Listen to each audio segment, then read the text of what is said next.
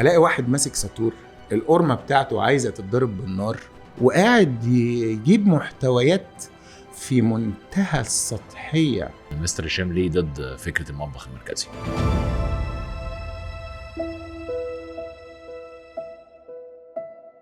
انا مش ضد فكره المطبخ المركزي، ولكن انا بقول ان المطبخ المركزي ما بيخدمش انتشار ثقافه الاكل، ما بيأديش ليها، ما بيعملش حاجه. اكلنا الشرقي او العربي لن ينتشر بالمطبخ المركزي. المطبخ المركزي بيعتبر اكبر حاجه اعاقت انتشار الاكل العربي كله، سواء الاكل المصري، الاكل السوري، الاكل اللبناني، الاكل.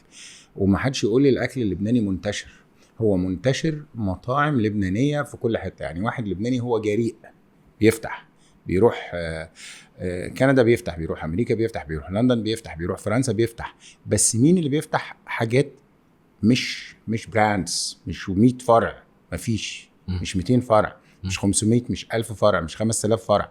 ولذلك ايه الخطر اللي ادى لكده؟ اللي عدم انتشار الاكل العربي كله وهو مش منتشر.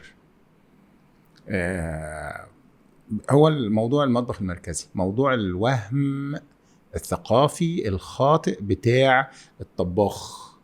الشيف هو كل حاجة، مفيش حاجة اسمها كده. ده عدم نسف هذا الفكر هو اللي هيؤدي إلى استمرار المشكلة القائمة في الأكل العربي وعدم انتشار الأكل العربي في العالم كله. هو المصريين يقول لك ايه مثلا؟ شايف المطعم اللبناني في كل حتة؟ لا، هو مش في كل حتة. شايف المطعم السوري في كل حتة؟ لا، هو مش في كل حتة. يعني ايه كلمة مطعم؟ اللي انا اقصده المطاعم اللي هي تعمل عندك مطعم بأي اسم. مثلا في لبنان خلينا بنتكلم الأرز، كم مطعم؟ مين في لبنان عنده 1000 مطعم؟ ولا واحد. مفيش. 2000 ولا واحد. 5 ولا واحد. في حين ان العالم حوالينا دلوقتي فيه 100,000 مطعم و500,000 و600,000 و700 وفيجنز، وزي ما قلت لك ستاربكس كل 50 متر يفتح حاجة. ايه اللي ادى لانتشار الاكل الامريكي؟ السيستم. ايه اللي ادى الى خمول وكسل وعدم انتشار الاكل العربي كله؟ شوية حاجات اساسها الطباخ العربي كله. الطباخ العربي اللي ما بيرضاش يعلم حد. جاء بقى فكرة المطاعم، جاء مطعم مصري مثلا فتح له 4-5 فروع 6 فروع وفيه واساتذه. انا مش بقول لهم انه انا شجيع السيما ابو شنب بريمه وانا ما عنديش اساسا، ما عنديش شعر اساسا. انت فاهم الحاجه ازاي؟ ولكن انا بقول انه ده فكر. بيجي واحد فاتح مطعم يقول لك وهو مش انا اسف، هو مش عارف. وعدم المعرفه مش عيب، ولكن انك تصر وتتكلم وتقول لك عشان نوحد الطعم. شفت ناس اصحاب مطاعم هم على راسي كلهم، بس احنا بنختلف. بس مش بنختلف عشان بنحارب. انا مش بحارب، انا بفهم. اللي عندي خده في مسافه بسيطه قوي. خد من الودن دي، يا تسمع وتفكر فيه وتعمل بيه، يا اقرب صفيحه مهملات حط كلامي فيه. كلامك يا أستاذ يا صاحب أي مطعمين أو 3 أو 4، وتقول أنا عشان أوحد الطعم بعمل مطعم مركزي، كلامك غلط، مش صح. طبعا ممكن يبص عليها من ناحية الكوست كنترول، ده موضوع تاني. احنا بنتكلم في انتشار وبنتكلم في مطبخ. انت بتكلمني سؤال بسيط، كوست كنترول حاجة، ده موضوع تاني خالص. انا بتكلم من ناحية الكومنتات اللي جت، ان معظم الناس كانت بتقول لا هو مش عشان بس يوحد الطعم، بس عشان خاطر الكوست كنترول، لان تكلفة ان انا اعمل مطبخ في كل مطعم كبيرة جدا. اللي بيتكلم هو يا اما واحد عنده جزء من المعرفة، يا اما عنده معرفة كاملة، يا اما ما عندوش معرفة خالص. وعايز يتعلم. تتفق ولا كده؟ وعايز يتعلم. نيجي نقول احنا بنتكلم، بتسألني السؤال محدد. صح. انت ضد المطبخ المركزي؟ انا ما بقولش ان انا ضد المطبخ المركزي. بقول لك المطبخ المركزي بيعيق، وهو إعاقة حقيقية في طريق انتشار الأكل العربي. طيب انت كلامك كده، انت بتتكلم كده وخلاص. لا، مش بتكلم خلاص. هاجي اقول لك تعالى، المطبخ الامريكي انتشر ازاي عن المطبخ الاوروبي؟ كمان عن السيستم. عن المطبخ الاوروبي انتشر اكتر. شوف انت البراندات الامريكيه، لو قعدنا نعد هنعد كتير قوي، والمتعدي منهم ال 5000 مطعم كتير، والمتعدي ال 10000 مطعم كتير، والمتعدي 20 موجود، والمعدي 100,000 و500,000 داخل على، هتدخل على مليون فرع. طيب انتشر ازاي؟ بانه مش موضوع بقى لو عمل مركزي مش هيشتغل. تمام. زي ماكدونالدز مثلا، يعني ماكدونالدز كان فكرة كلها انه عايز يستغنى عن الشيف وعايز حاجة سريعة، فهو عمل زي سيستم كامل للساندوتش بتعمل ازاي عشان يوحد الطعم ومورد واحد وكل حاجة. هي دي الفكرة بتاعت السيستم اللي انت بتفكر فيه، صح؟ مش انا بفكر فيه، وانا مش حاجه انا جديده يعني. مش حاجه جديده. هو انا قررت ان اعمله في الكوزين المصري او المطعم المصري. وصعب قوي طبعا، وانا بلاقي معاناه مش طبيعيه، ومن المعاناه بتاعتي اللي هي مش طبيعيه انه الناس اللي بتروح تاكل نفسها، هو كمان عايز يغير دماغه شويه، عايز يعرف انه لما بيتعامل مع مطعم وبيروح يعرف ان في المطعم ده في مطعم عامل سيستم ومطعم مش عامل سيستم. مطعم عامل سيستم يعني ايه عامل سيستم؟ يعني ممكن اخد 20 واحد من اللي قاعدين من الزباين نفسهم واحطهم مكان 20 واحد من اللي بيطبخوا، بس بشرط واحد بس، ان ال20 اللي هاخدهم من العملاء اللي قاعدين بشكل عشوائي يكون بيعرف يمسك سكينه، بيعرف يقف في مطبخ، واخد بالك ازاي؟ وهيتبع السيستم، هيطلع الاكل زي اللي بقاله 20 سنه. هم بقى الجماعه الطباخين او الشيفات، انا بحب كلمه طباخ ما بحبش كلمه شيف، يعني هو بيقول لك الله انت، لا مش ضدك، انا مش ضدك ولا حاجه، بالعكس انا عايز انشر فكرك. يعني اي علم، اي واحد عنده خبره في حاجه معينه لو ما ادهاش للاخر هتموت، هي ما كانش هتوصله اساسا، صح؟ لانه في اخر ادهاله. احنا في طباخين عرب بيقف بيبقى يقول لك انا معلم شاورما، انا معلم كفته، انا معلم مش عارف ايه، انا معلم. طب معلم ازاي؟ ما هو المعلم يعلم، والمعلم علم، صح. فحد علمك والمعلمتش بقى انت بخيل اساسا. فطبعا لما بنقول انه المطبخ المركزي بيعوق ويعيق انتشار الاكل، دي حقيقه، لانك انت لما بتعمل مطبخ مركزي، اقول لك انا عندنا كم مطعم في مصر، ناس احسن مني مليون مره، عنده 5-6 مطاعم بس كله عامل مطبخ مركزي. طب هو عامل مطبخ مركزي ليه؟ هو بيخيل اليه خطأ، اوكي، ان ده تثبيت طعم. طب انت هتثبت طعم في 5 مطاعم، طب 100 مطعم هتعمل ايه فيهم؟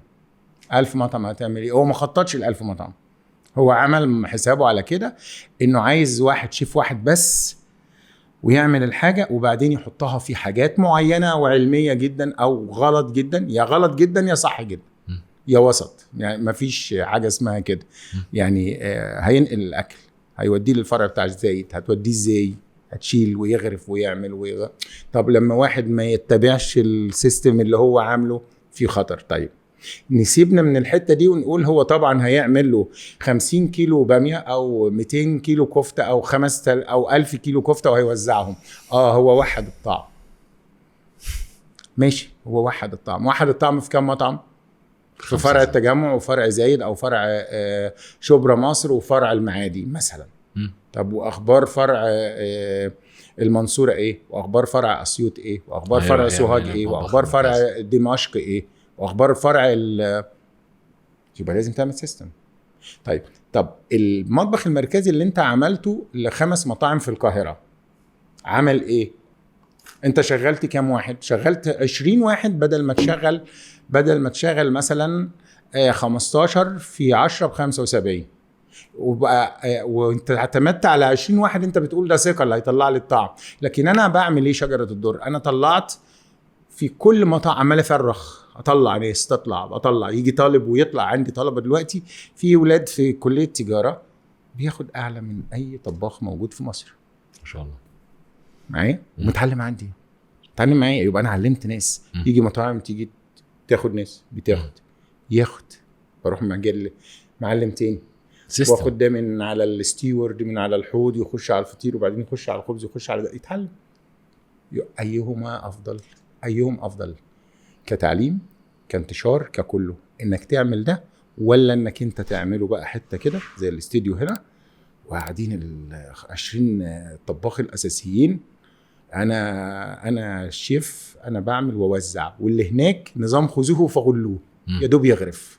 او واقف على الشوايه يعمل كده. لما احنا بنعمل كده يبقى اي الطريقتين افضل.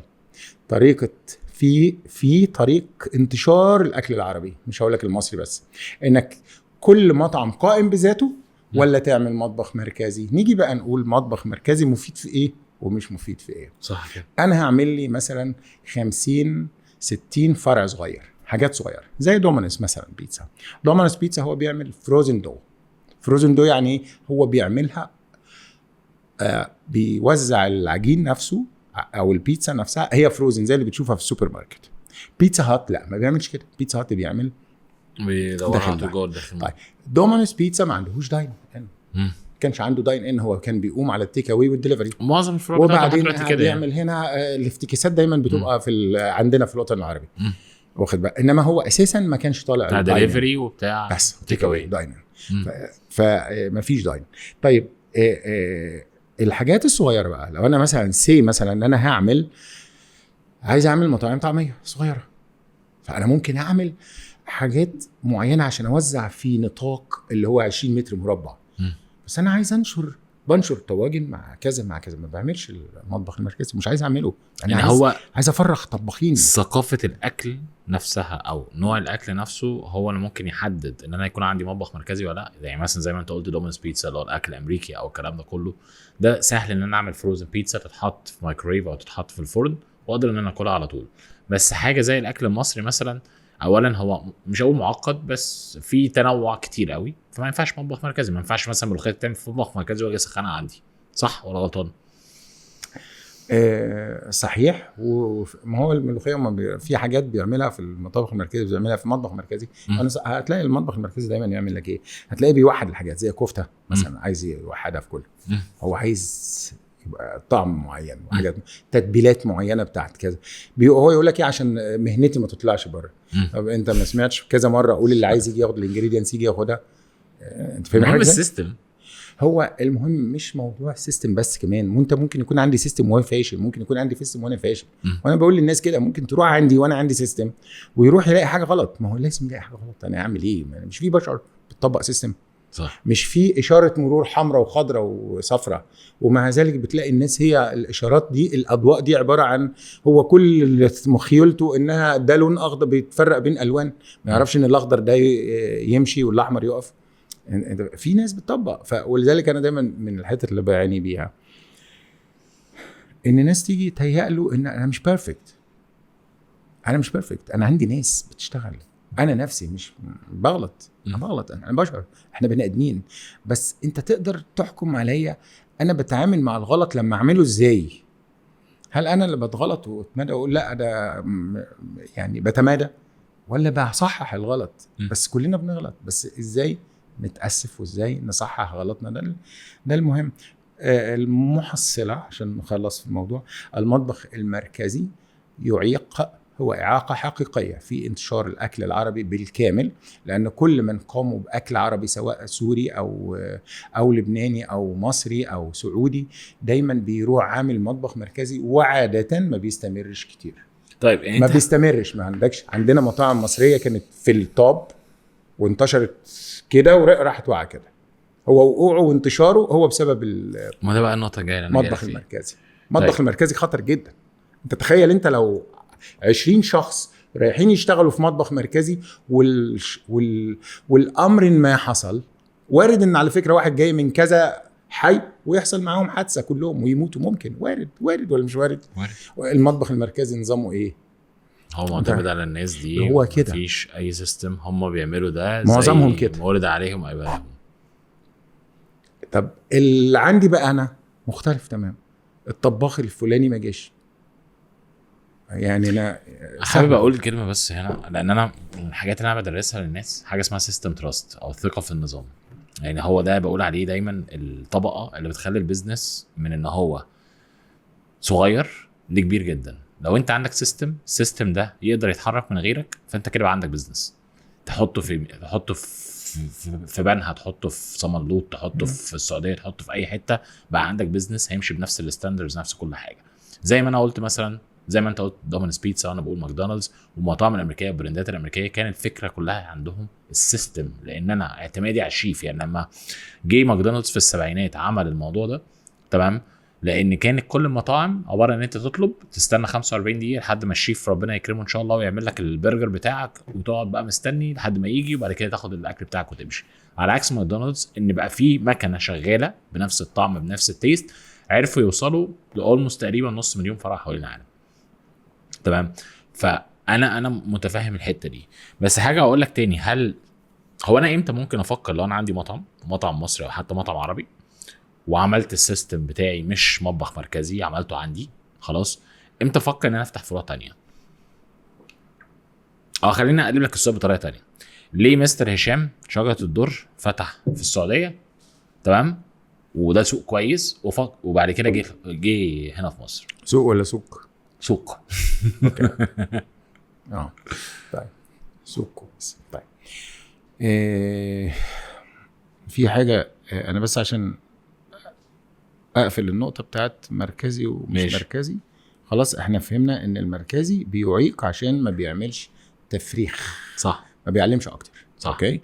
والمركزي ده تعمله في حاجات هي حاجات بسيطه، يعني مثلا ان انا بعمل عصير حاجه معينه مثلا، او حاجه زي عايز الحاجات ان انا نفسي افتح في منطقه جغرافيه معينه، ولتكن منطقه القاهره، هفتح 200 فرع لحاجات صغيره سمول، الريموت اريا بتساعدها، زي مطعم كفته مثلا. انما مش هيساعدك محافظات بالزبط. مش هيساعدك على انتشار، مش هيساعدك على دول، هو فاشل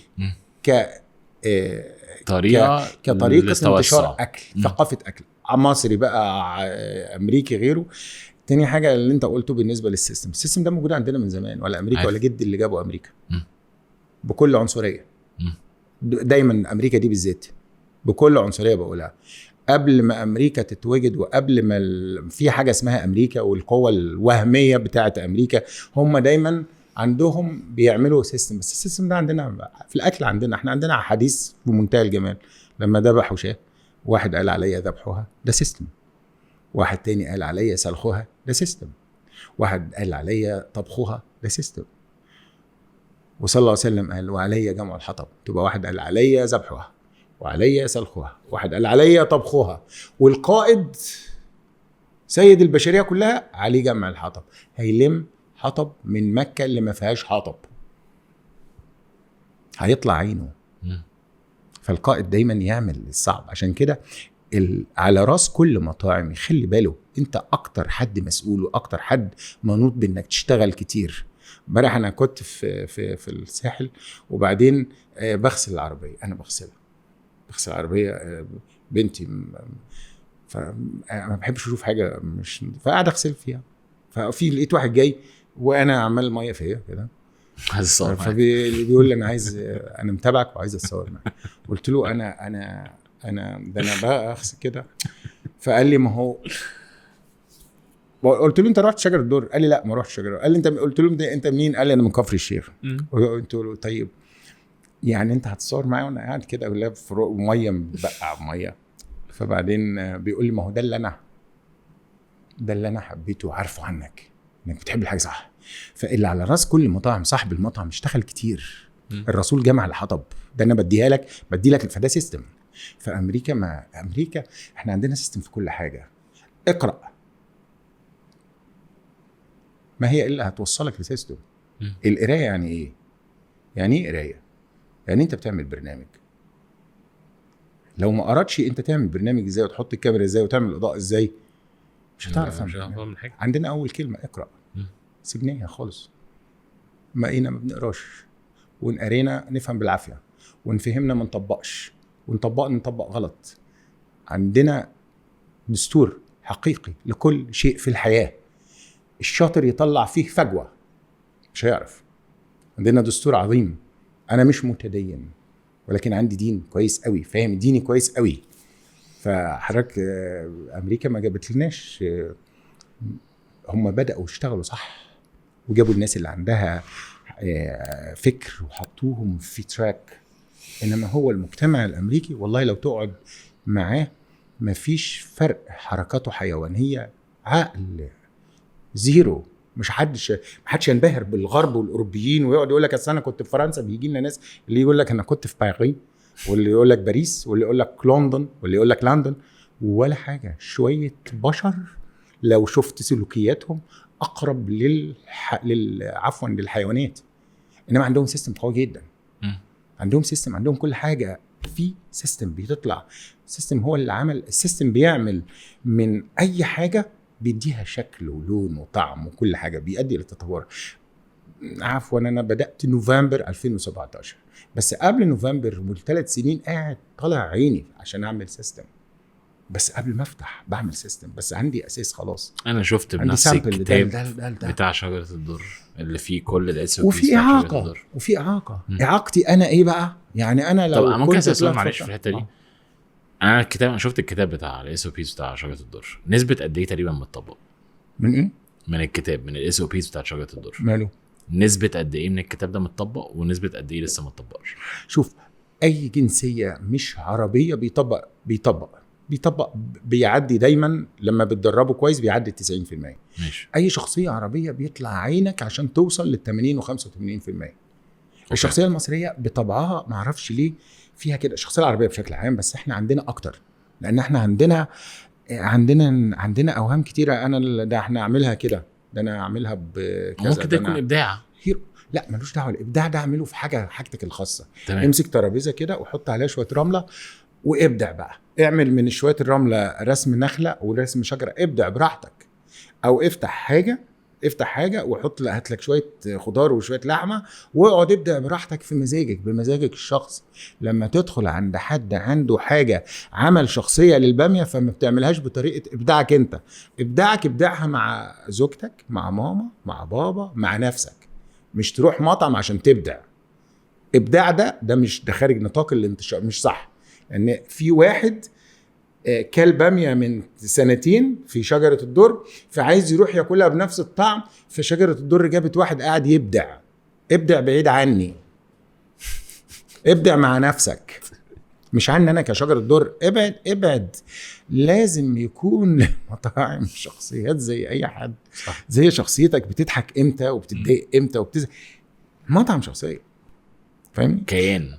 فنيجي نقول بقى اتباع السيستم بالنسبه للشخصيه العربيه بشكل عام بياخد وقت، بياخد مجهود. هو احنا كده، احنا بنعتقد ان الخروج عن النص بطوله. هو كده، عايز تعمل رخصه مرور بتروح تاخد كذا دور واحد عشان عارف تاخد لك واسطه في كل حته. الشخصيات العربيه، ومع ان ده مش مظبوط. يعني شوف شوف شوف شوف شوف الجمال. لو سرقت فاطمه بنت محمد لقطع محمد يدها. سيستم. كان يروح الصبح، قومي يا فاطمه فانها ساعه يوزع فيها الله الرزق. سيستم. يعني تحترم. ونرجع تاني، لو سرقت فاطمه بنت محمد لقطع محمد يدها. ده سيستم، مش بقى كذا. لقد هلك الله الامم التي كانت قبلكم، كان اذا سرق فيهم الضعيف تركوه، واذا سرق فيهم القوي تركوه، واذا سرق فيهم القوي اقاموا عليه الحد. الضعيف اذا سرق فيهم القوي تركوه، واذا سرق فيهم الضعيف اقاموا عليه الحد. يعني كده مفيش سيستم على حسب الاهواء. انت فهمني حضرتك ازاي؟ فاهم. طيب، في من الكومنتات اللي اتقالت لي في الحلقه بتاعتك ان انت مشغل عندك مجموعه روبوتات، مفيش اي مجال ان هم يعملوا اي حاجه، وما بتحبش الشفات. كنت قفلت. هو اللي بيتكلم ده بيتكلم عن بعد، مش بيتكلم على الترابيزه. لو انا لو الحته دي مش الحته دي خاطئه تماما، واحنا بنشغل بالعكس وبنعمل من وقت لآخر. وانا شفت بعناية قد ايه الناس بتحبك. يعني انا عامل له سيستم انه اللي عايز يقدم حاجه، احنا اهو الباميه دي، الكفته دي، السجق ده، الجلاش ده، الفطير ده، احنا بنعمله وصلنا للشكل الفلاني. طب لو حد عنده تطوير، عنده حاجه يقدمها اكتر، فبيقول والله احنا لو ضفنا 5 جرام ملح مكان 4 جرام ونص، ودي مع كذا، هقول له تعالى جيب الانجريدينتس بتاعتنا اللي احنا بنشتغل بيه، واشتغل بالانجريدينتس بتاعتك، وريني، وبنعمل تجارب ونعتمدها. انا شفت في اللي هو موضوع الريش، طبق الريش اللي تقريبا في حد عندك في المطعم عمل طبق ريش او حاجه، تمام، وعجبك جدا، فانت قررت ان انت تاخد ده وتحطه بالظبط الضلوع. انا اسف معلش، طاجن الضلوع. ف هو الاخ اللي بيتكلم كده طبعا هو انا اسف هو تلاقيه طباخ. اولا تاني يعني ايه ابداع؟ يعني ايه ابداع؟ كل يوم تبدع؟ انا النهارده واحد يبدع لي في طاجن باميه النهارده ياكله واحد، انت تروح تاكله فاكلته من مبدع، وبعدين تاني يوم يجي لي مبدع تاني، وبعدين الاقي انك انت رايح اكلت انت وانت بتاكل الحاجه دي. شخصيه الباميه في شجر الدر، شخصيه الباميه في الكبابجي، شخصيه الباميه في المنوفي، في العباقره الجمال، الاخ البرنس والاخ حواوشي الربيع والناس الجميله جدا، كلهم رائعين، كلهم رائعين والله وعباقره. بس هل انا هروح اخد معاه الباميه النهارده بعبقري والباميه تاني يوم بعبقري تاني ويقول لك اصلك انت بتمنع الابداع؟ ما تيجي تبدع طلع. انا هتكلم بصراحه الناس دي كويسه بس هم ما بيقدروش يقولوا اكتر من فرع. نعم، ما بيقدروش يطلعوا بره. انا ما اقصدش، انا اقصد انا خليني في الابداع ده بتاع الطباخ. كل واحد ليه فلسفته وكلهم وحتى في الموقف الاخير بتاع الناس اللي هي بتقعد تعمل كلهم كانوا يعني كلهم كانوا سبورت ووقفوا وانا بشكرهم دايما. انا لسه جاي في الحته دي. ولكن مش منطق انك انت كل يوم هاخد مبدع. تعالى يا مبدع. لو اي حد على فكره لو اي حد بيلاقي نفسه عبقري ومبدع يجي لي تعال شوف الحاجه اللي عندي ووريني انت هتضيف عليها ايه، تطلع حاجه بشكل تاني ايه. او عند اي حد، او روح عند اي حد من اخواتنا وحبايبنا اللي في البيزنس، الناس اللي موجوده اللي هم كلهم بيقدموا ابداعاتهم بطريقتهم الشخصيه. بس ما ينفعش ان كل يوم. طيب حته مهمه وانا عايز انا اتكلم فيها. في الفتره الاخيره انا شفت طبعا يعني زي مظاهره حب لمستر هشام، لان كان في للاسف بعض الناس قرروا ان هم يعملوا عليك حمله. طيب هل الحمله دي سبب ان انت مش بتحب تتعامل مع فود بلوجرز اساسا، ولا الحمله دي كانت مش ما بحبش اتعامل معهم، انا مش معترف بيهم، لا اعترف بيهم. يعني انت مش معترف باي؟ انا مش معترف بده. ليه؟ لانه هو حاجه خطا جدا. تريني حاجه. هذا الفود بلوجر اما البلوجر هو نفسه لا يستطيع ان يكون ذلك الا مع نفسه. ممكن تقرب بس المايك؟ لنفسه فقط. انا ما بتكلمش كمان، انا بس بتكلم في فكره ان بص انا مش عايز ان انا اوافقك او ان انا ابقى ضدك، بس هو في ناس بتقول ان الناس دي بتورينا experiences بتسلينا. لا يقولوا بتسلينا، خلينا نتكلم صح. بتسلينا، بتضيع وقتنا، بتضيع عمرنا. مش هم لوحديهم. واحد يسيب بنك ويقعد كل شغلته قاعد جايب حاجات كده ويعمل ويقول بص شوفي عامله ازاي. يا نهار ابيض، دورك في الحياه جايب تضيع وقت وتشغل شركات الاتصال وتضيع وقت مئات الالاف من الناس. العجيب الغريب في هذا فيما يحدث في مجتمعاتنا دلوقتي ان الاقي واحد قاعد ساب شغلانه، سباب حقيقي للرزق زي الست بتاع الباميه اللي شفتها وقلت هي قدوه، وقاعد يجيب محتويات في منتهى السطحيه ومنتهى التدني ولا تفيد المجتمع في شيء. واول حد مش هتفيده هو شخصيا، عمله نتاجه زيرو.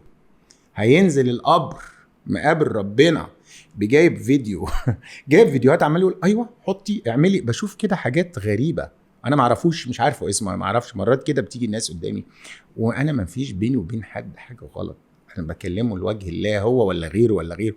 ما تضيعش يا ابني وقتك، روح اشتغل شغلانه مفيده. مش تقول لي انا صاحب مستوى. اي محتوى محتوى ايه اللي انت بتقدمه؟ انت عمرك ما اتعاملت مع فود بلوجر ولا هتعامل؟ انت ضد الفكره دي نفسها؟ مش لا. انا بص، انا اول ما نزلت مصر لما كنت انا من 94 مش في مصر. لما نزلت جاي راجل اثق فيه وكان مدير عام وحبيبي واخويا واحسن مني واشطر مني في كل حاجه، ومسك قال لي بص مصر، انا هو اللي كان المدير العام، فقال لي بص احنا مصر مختلفه. بقول له مختلفه يعني ايه؟ قال لي مصر ليها سوق تاني ما اعرفهاش. فهو كل ما يقول لي سوق اقول له بالهمزه ولا بالقاف، فهو في خدمه حضرتك ازاي. فاحنا بننطقها سوق مش سوق. قال لي في واحد امين قوي ومخلص جدا وكويس جدا وراجل محبوب، انا والله قسما بالله ما اعرفهم، والله ما اعرف حد خالص نهائي، ولا اعرف ولا كنت اعرف كلمه البلوجر دي، ما اعرفهاش، ما اعرفش حتى بتتنطق ازاي، ولا عمري قريتها حتى كلغه، وما اعرفهاش يعني مش. فقال لي في حد مخلص جدا وكويس جدا وثقه وناس، وكان محمد صلاح ملاك اللحم. اوكي. وجاه فعلا، انا قعد يلح عليا محمد رشدي ويكلم، قلت له طيب هات نكلمه، اكلم، فقعدت عملت معاه مكالمه هو مش هينساها مدى الحياه، وهو يقدر يشوف الفيديو ده ويشوفه. فانا كلمته في كل الكلام اللي انا فيه استفزازي، يعني انا بكلمه كلام استفزازي عشان يقول، فانا من كتر استفزازي ليه، يعني انا قلت له لا في مطعم لا عمرك هتدخل ولا هتشوف زيه ولا هتشوف نظر. كلام كتير كده قال لك ده مغرور قوي كده. فبعدين هو كان خالع ضرسه وجامد وجاي يقول لك هو ايه الراجل اللي بيتكلم ده فلقيته راجل هو فعلا عنده مطلع وخلافه، بس مش معنى اطلاعه انه رايه صح ولا رايي انا صح. مين قال لك كده؟ ما حدش عنده الحقيقه المطلقه في الاكل، ده كلام فارغ وخزعبلات. كل اكل اللي ممكن بيشكر فيه ناس من 2017 لحد دلوقتي ممكن يكون اكل سيء جدا جدا بالنسبه لناس كتيره، والعكس صحيح. انت فاهمني حضرتك ازاي؟ فما فيش، انت عايز عندك حاجه وريها للناس، اعمل، افتح، اشتغل.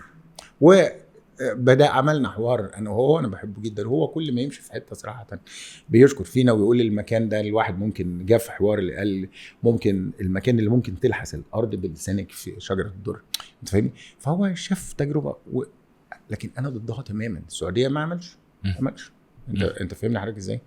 وماشي على الورد في ماوس وخلاص. لكن هم، انا مش عايز اتكلم في الكلام ده لان اتكلمت فيه كتير جدا، رايه مش زي راي اخوه في اكل والدته، فانت رايك مش مهم في الموضوع، وبعدين يجي معموله بشكل تجاري مش طبيعي.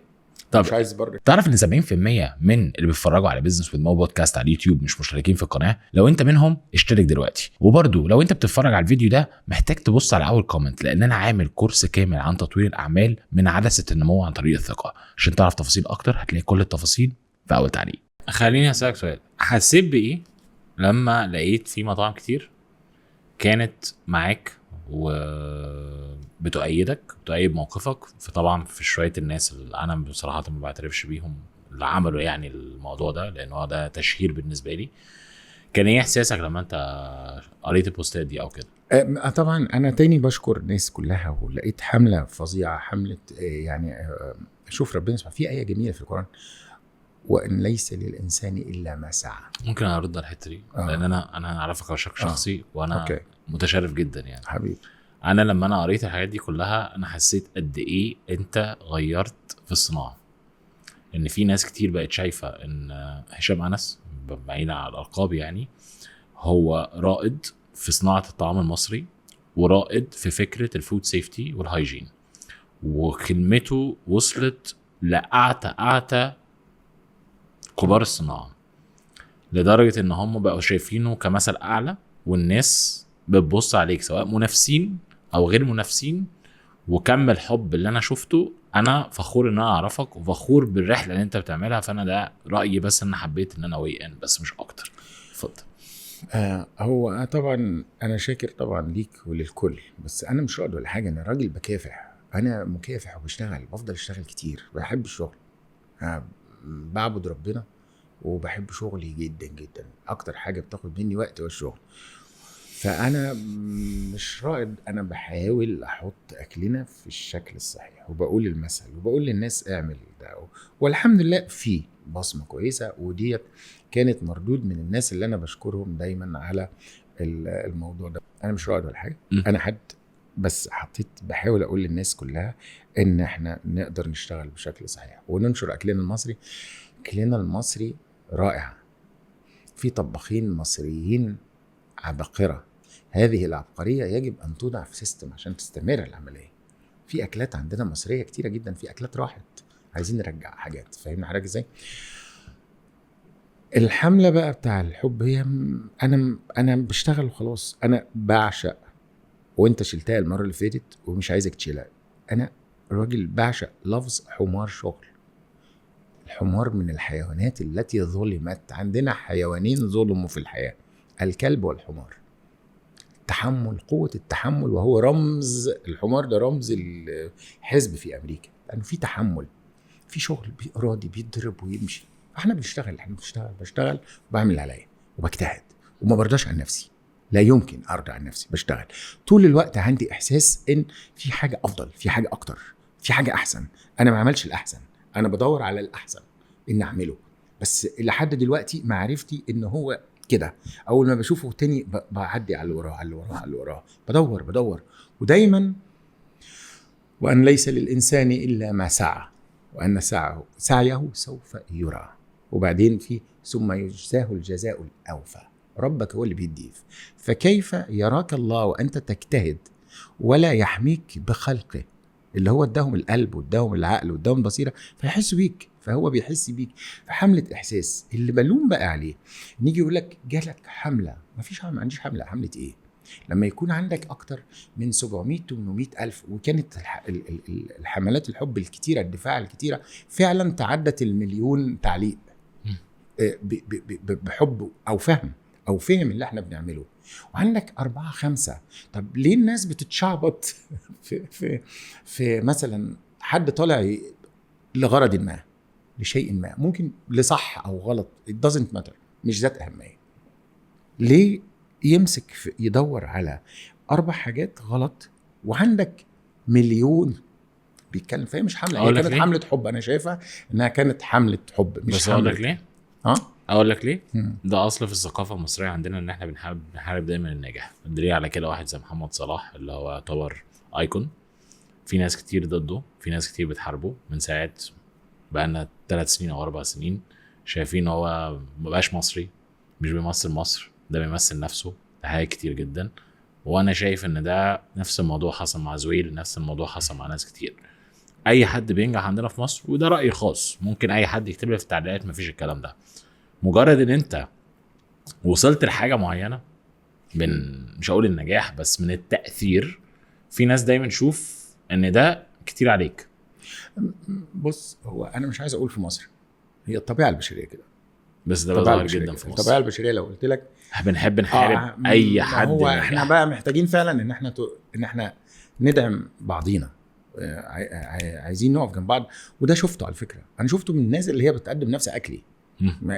يعني الحاله اللي حصلت مع شجر الدر، ما انا اعتقد انها كانت يعني ما حصلتش، يعني هجوم، والدفاع بيجي من المطاعم نفسها. انا مش عارف اشكر مين ولا مين.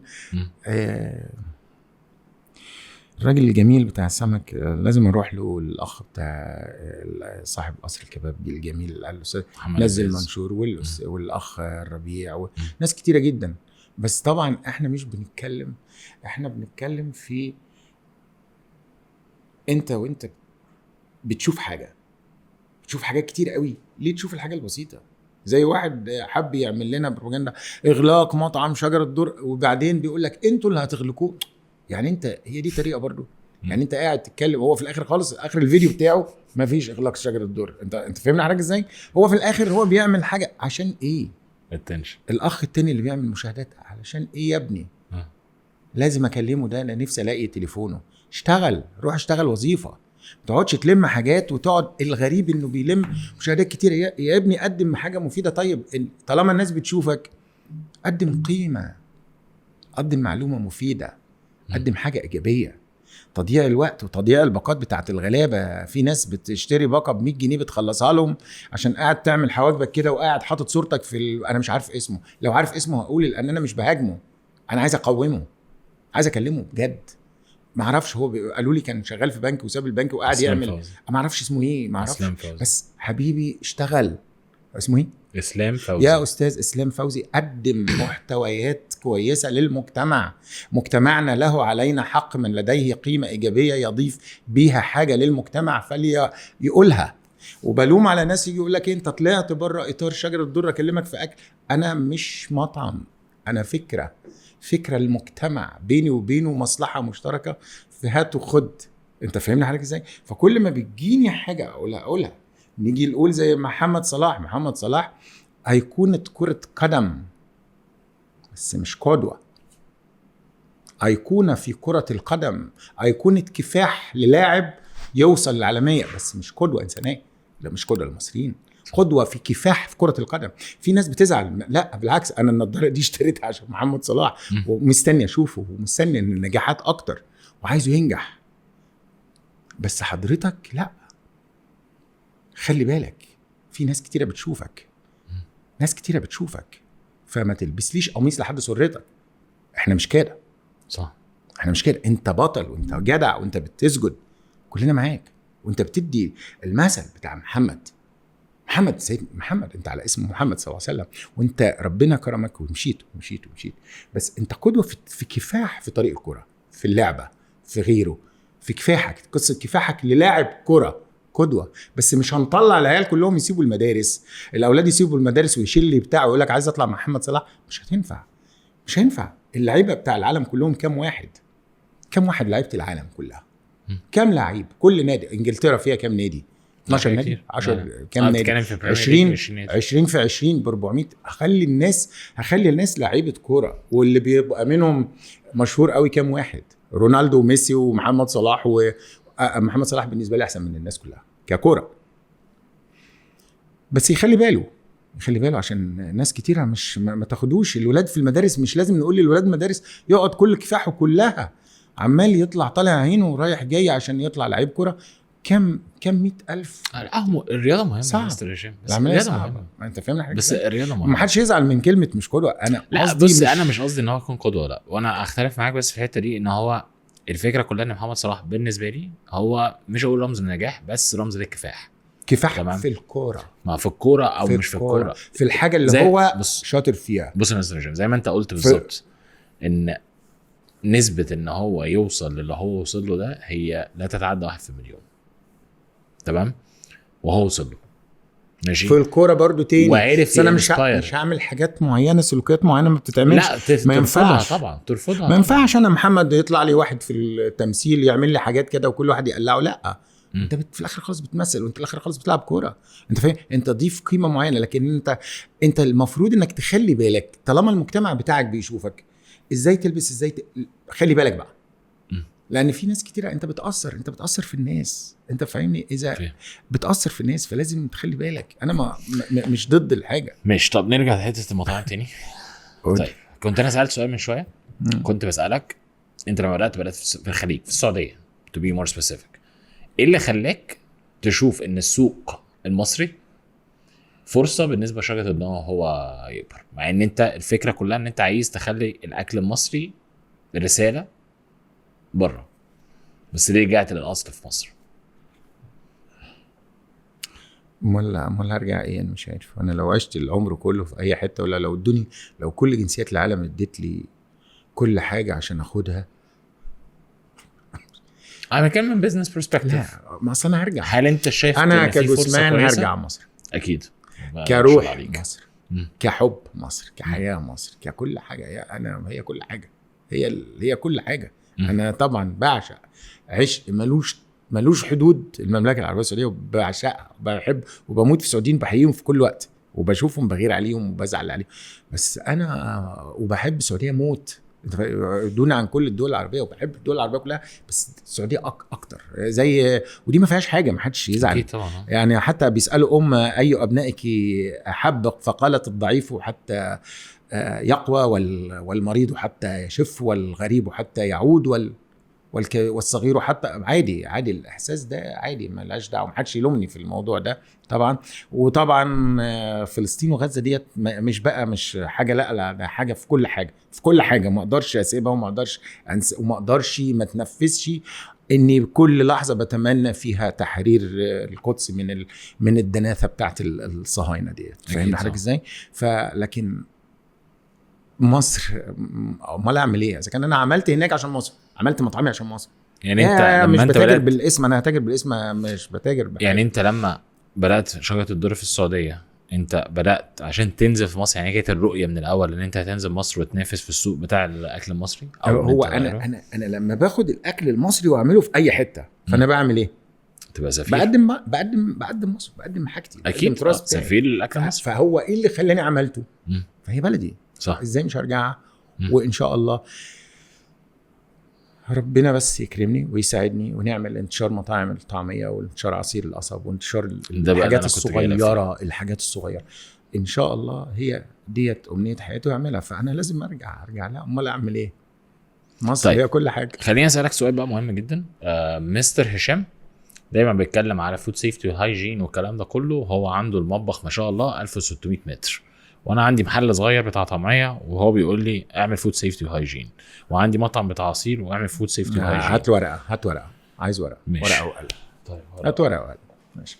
فانا هقول لك انا اصل الفود سيفتي هو النظافه اللي بينظف في حاجه 1000 متر. هقولها اعملها دلوقتي بس ماشي. اللي بينظف في حاجه 1000 متر بيعمل في حاجه مساحتها 1000 متر عشان عايزه مطبخ 1000 متر يقدر يعملها في مساحه 20 متر. هي صح على حسب ما بيقدم. احنا لو قلنا انا لو قلت ادي مطعم طعميه اهو انا دي هتطلع ازاي؟ انا ما اعرفش عادي ماشي. اهو ده مطعم مربع اهوت. ده مثلا من هنا لهنا 8 متر مثلا 8 متر وده هو 6 متر. 6 في 8 بكام؟ ب 32 متر. 32 متر ماشي اوكي ماشي. ده بيعمل ايه؟ طعميه. بيعمل طعميه. اوكي هو يعمل طعميه هيبيع لناس. هناخد منهم هنا من المقدمه بتاعته هنا هوت وليكن متر كاونتر عندنا 5 متر وديت زي ما هي 8 متر.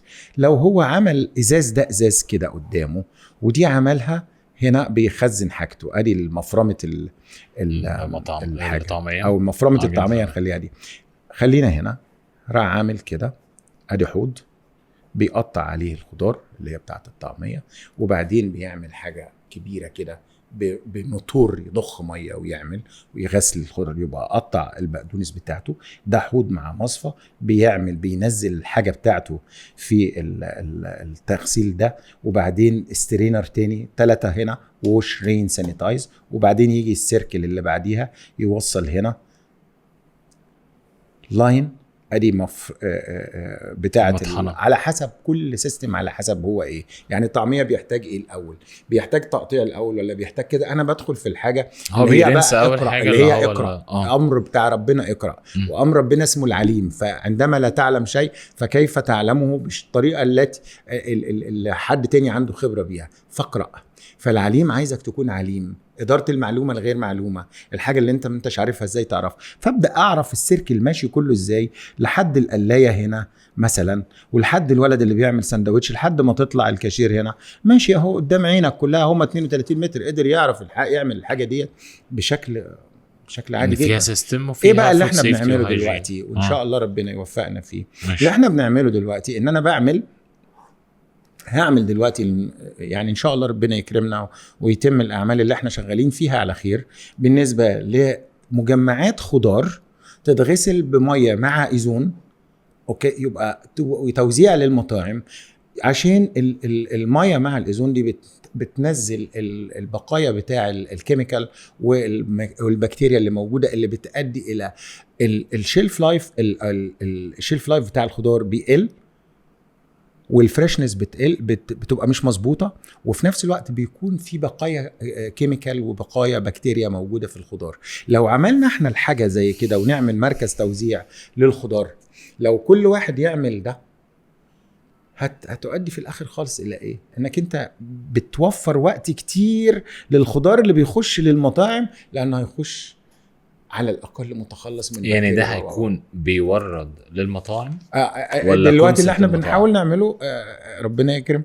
وبدأ الدكتور محمد رفعت هو موجود عندنا ان شاء الله شغال على حاجات صوب وعلى حاجات لتربيه المواشي وتربيه والاخراج حليب بشكل معين. هو ان شاء الله الموضوع هيبقى بس يكمل وهنوريه للناس كلها. يبقى عندك بجمع الخضار بنغسله في جنب المزارع نفسها وتورده بيدي شيلف لايف اطول. من المشاكل اللي بتحصل في الخضار في محلات الخضار في مصر في القاهره ان هو حاططها في الروم تمبريتشر العاديه في درجه الحراره العاديه. الخضار ده على الاقل لازم يكون مغطى ويكون في طب درجه هو حراره ده باردة. مش هيعلي الكوست يا مستر هشام؟ ما هو احنا دلوقتي الميه مع الاوزون ده موتور بيعمل اوزون. وفي دكتور، في راجل مهندس كنت معاه اسمه الباشمهندس ممدوح بردك، وكل فكره في فكر محترم. الفكر المصري والفكر العربي كويس جدا، بس نستثمره وندخله في سيستم معايا. هو ده قضيه كل حاجه، هي النظام ماشي معايا. فان شاء الله لما حد يورد خضار مغسول صح ومتاخد منه البكتيريا ومتاخد منه الحاجات اللي بتضر الحاجه، مش عايز اتكلم كلام يقعد يقول لك واحد يقول لك يا عمي ده انت شويه في الاخر خالص من الناس اللي بزعل منه يقول لك يا عمي انت هتوجع قلبنا، انت بتخترع ذره. اللي بيخترع ذره لو ما كانش صح ما كانش هيبقى عايش اساسا.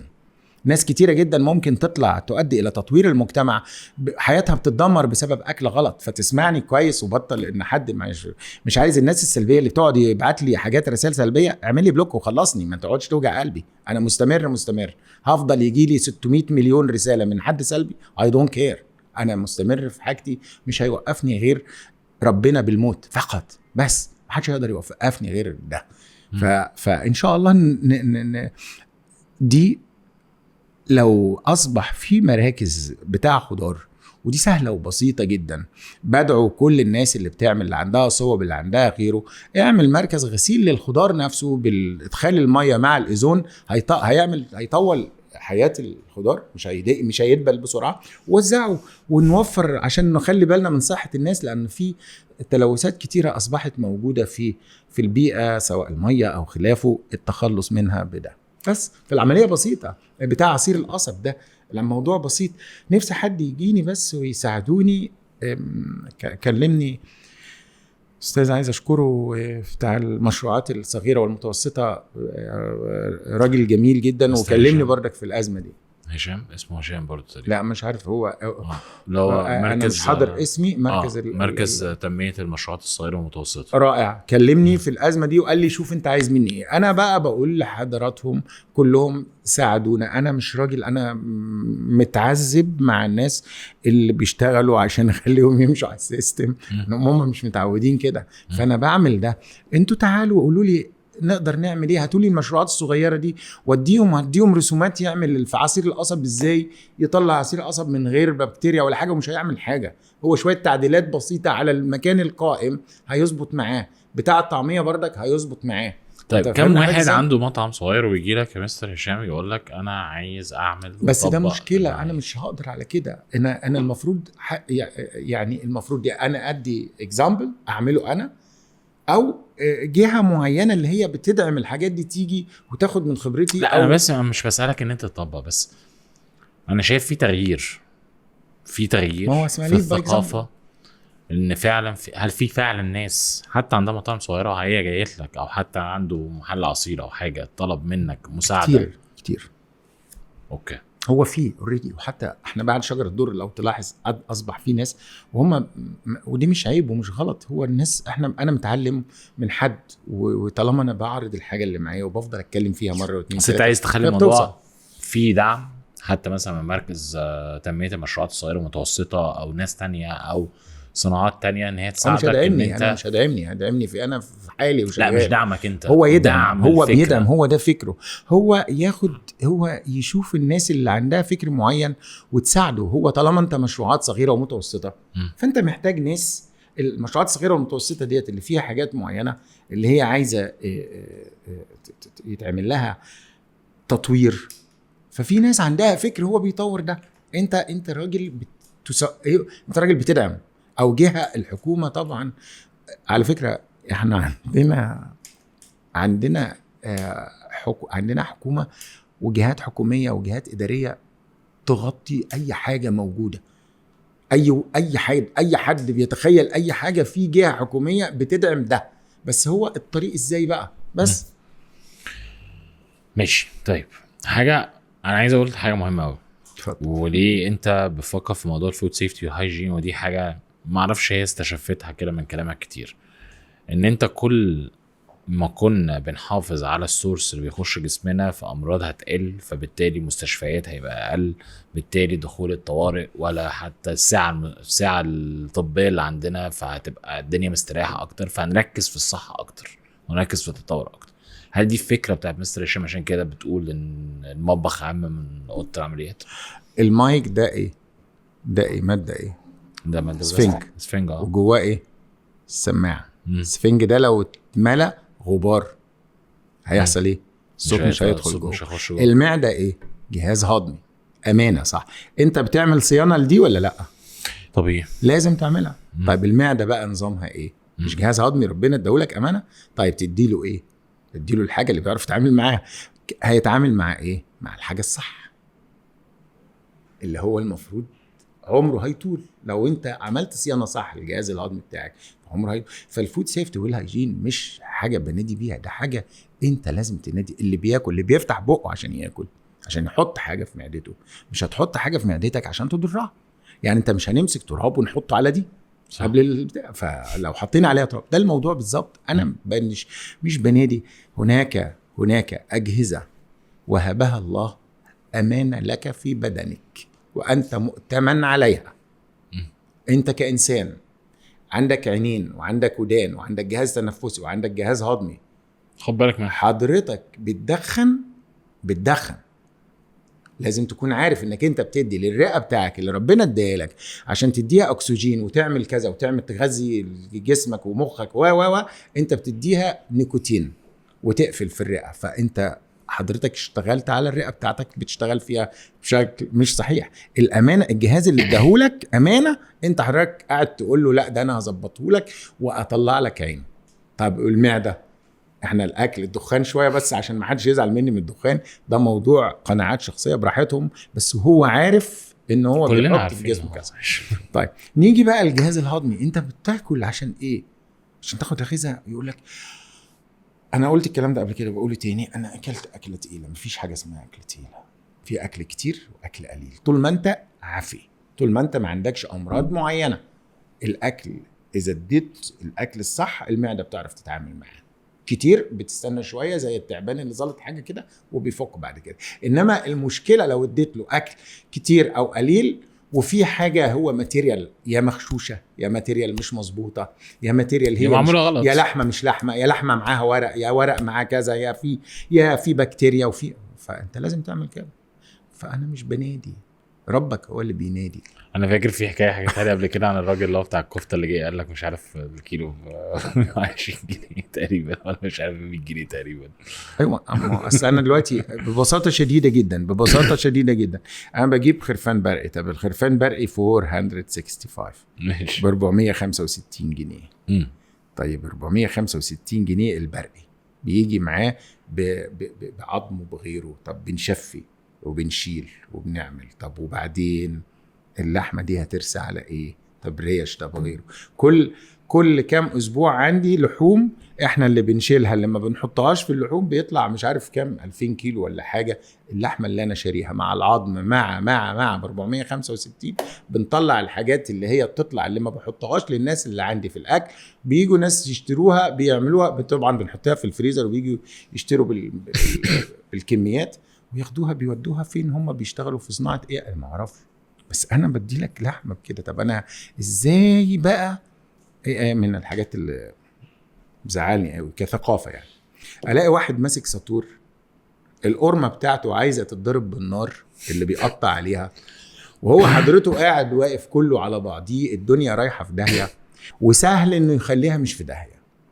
انت سهل انك انت واقف في 10 متر مربع وتخليها تبرق، بتخلي الحاجة بتاعتك كده. النظافة لا تكلف شيء، النظافة قرار، الهيجين قرار، ما بيعملش اي حاجة. انت قاعد تكسب ويقول لك ب 400 جنيه تبيعوها يا مفتريين ب 2000. يا عمي انت قاعد انت قاعد حضرتك جايب لحم. طب احنا هات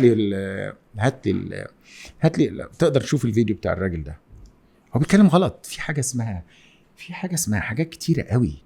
انت اللحمه بتاعتك انت مكلفاك 400 جنيه، انت فاهم؟ انت بتكسب في اللحمه بتاعتك ممكن اكتر من واحد بيبيعها بقد كده 2000 ولا 3. وطبعا في فتره كتير جدا يقول لك، الاقي واحد يقول لك ده الكيلو بكذا، وهو لو بص لا، ما تقارنوا، ما تخشوا على الاسعار وتقارن. احنا في ابديت على طول دايما على حسب سورس التكلفه دي بتتعمل. مش عايز اخش في الموضوع ده، بس عموما انت عندك بتخش على محل فيه تيشيرت اهو، وتي شيرت تاني جنبيك. في واحد بيبيع لك التيشيرت ب $1000، وفي واحد بيبيعه لك ب $20. هو ده ايه ودي ايه؟ انت براحتك، انت براحتك. ده تكلفته ايه؟ عارف ابو $20 ده ممكن يكون مش عارف، مش عايز اقول اكتر من، يعني ممكن واحد يكون بيبيع حاجه ب 200 كسبان فيها اكتر من واحد بيبيعها ب 1000. صح. واحد بيبيع حاجه ب 200 جنيه اكتر من واحد كذا. السورسنج بتاع الماتيريال مش والتصنيع وتكليفات حاجات كتيره قوي. انت فاهمني حضرتك ازاي؟ فما تاخدش انت تقطع لي بالساطور في اللحمه بتاعتك وتقول لي انا مع والقر، وانت نظف القرمه كويس ودي الحاجه وخلي الحاجات عندك واعمل حاجتك صح. كلنا مش حد معين، كلنا مطلوب مننا كده. كلكم راع وكلكم مسؤول عن رعيته. احنا مؤتمنين على اكل بنوصله للناس. انت بقى بتبيعه ب500,000 وده بيبيعه ب100، كل واحد بيروح الحاجه. بس في جميع الحالات اللي بيبيع حاجه ب10 جنيه واللي بيبيع حاجه ب1000 جنيه عشان تتاكل، يخلي باله ان ربنا سبحانه وتعالى ائتمنه على انه ناس هتاكل منه اكل لا يضرها ولا يغشها وخلاص. طيب اخر سؤال انا عايز اساله لك، امتى ممكن نشوف شجره الدر في اوروبا؟ لا، ما اقدرش اعمل شجر الدر بشكل كبير، بالشكل الكبير ده هو صعب. انا عامله هو يعني الشكل اللي هو انا عايزه بره المنطقه العربيه. الثلاث حاجات. انا هعمل حاجات صغيره، يعني هقسمها. يعني انا شجر الدر هي فطير لوحده، هيبقى فيه فطير لوحده، هو هيبقى فيه الكفته والحواوشي لوحده. انت معايا؟ لانه التشغيل في المطاعم في جميع انحاء العالم اصبح في منتهى الصعوبه. اصعب حاجه، اصعب بيزنس موجود في العالم كله دلوقتي هو الاكل والشرب، لانه اصبح اي حد يجي واي حد يمشي. يعني العمليه فيها لخبطه بنت لذينه. واوروبا فيها ضياع تام في صناعه الاكل، ضياع. وفي امريكا ضياع تام في صناعه الاكل. هم بيعملوا سيستم وبيستخدموا العالم الاخر. انت لكن هو المطبخ، الكواليس بتاع المطبخ، انك انت المينتاليتي بتاعت الناس اللي بتاع المطبخ اللي هو نظام واحد يروح يشتغل 3 ساعات 4 ساعات ويمشي. انت فاهمني حضرتك ازاي؟ اللي هو الاور جوب ده ويمشي. فبيجي ناس مش عارفه حاجه. فاحنا هنشوف مطعم شجره الدر، تمام، بس ممكن يكون صغيرة. مطاعم صغيره ان شاء الله لكونسبتس اللي هي موجوده في شجره الدر، ودي ان شاء الله هنشوفها في هنقسمها كده. ويبقى مثلا لما مع انتشار الحاجات الصغيره ما ينفعش تفتح في اوروبا حاجات كبيره بالمساحات الكبيره دي. الفرع بتاع عاليه جدا، يعني فرع رياض المطبخ اكتر من 1000 متر يعني احنا فاهم. والدايننج يعني هيبقى فرع رياض هيكون مفاجاه كبيره جدا للناس، لانه هو هيكون اول مره يبقى مساحه الباك اوف ذا هاوس ضعف الفرونت اوف ذا هاوس. الباك اوف ذا هاوس اللي هو مطبخ مع مخازن مع خلافه بتتعدى 1000 متر، ومنطقه الدايننج حوالي 600 متر. فدي هتكون لاول مره في العالم، لاول مره هتحصل. انت فاهم حاجه ازاي؟ طيب فيبقى حاجات صغيره. امتى برضو هتقدر ان احنا نحط الكونسبت؟ هل في هو خطوات احنا عملنا خطوه في لندن الحمد لله. في جايه ان شاء الله باذن الرحمن الرحيم، وهي مع اخ فاضل وعمل واسسنا الحاجه على اساس تبقى الحاجات الصغيره دي. وان شاء الله هتعمل شغل كويس، لانها هي بتخاطب كده. يعني انت تاخد واحد ياخد حواوشي يمشي، واحد ياخد كذا، واحد ولو اي حد سمع الفكره دي اعمل، عيش حياتك، انطلق. انا زمان قلت اعمل كفته لوحده، من زمان عندي الفيديو من 2018 قلت اعمل كفته لوحده والحواوشي لوحده. الناس عملت. يا رب كل حاجه اقولها الناس تعملها اسرع مني. يا رب كل حاجه بتمناها ان انجح فيها الاقي 1000 شخص عملها، خدها من بقي وعملها ونجح فيها احسن مني، وربنا يوفق الجميع. احنا عايزين ننشر اكلنا لمصر وخلاص. بس نورتنا يا مستر هشام حبيبي، شكرا انت جيت تاني. شكرا جزيلا. لو عجبك المحتوى ده ما تنساش تعمل لايك، ولو فاتتك اي حلقات يا ريت تتفرج عليها دلوقتي، واعمل اشتراك في القناه عشان يوصلك كل جديد. حاجه تانية، انا عامل كورس كامل عن تطوير الاعمال بيشرح لك يعني ايه تطوير الاعمال من خلال عدسه التراست ليد جروث او النمو عن طريق الثقه. لو عايز تفاصيل اكتر بص على الديسكربشن وبص على اول كومنت.